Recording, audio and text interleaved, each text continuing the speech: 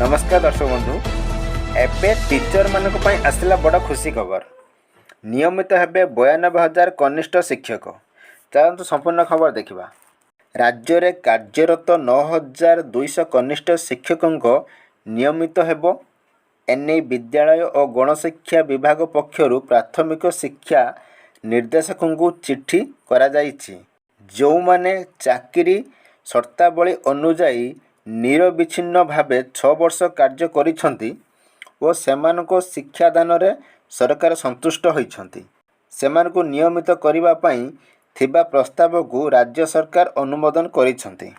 चिट्ठी रे उल्लेख करा जाइछि जे 9,200 कनिष्ठ शिक्षकों को सरकारी शिक्षक ग्रेड लेवल 5 ए प्राथमिक क्याडरभुक्त करा जाई नियमित करा जिवो।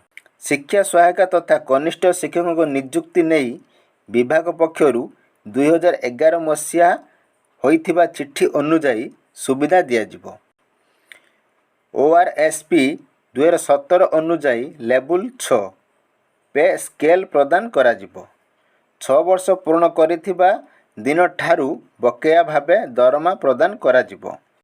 अणतालिका प्राप्त एवं OTET उत्तीर्ण होई नथिले सेमानकु नियमित प्रक्रिया रे शामिल करा जिवो नाही।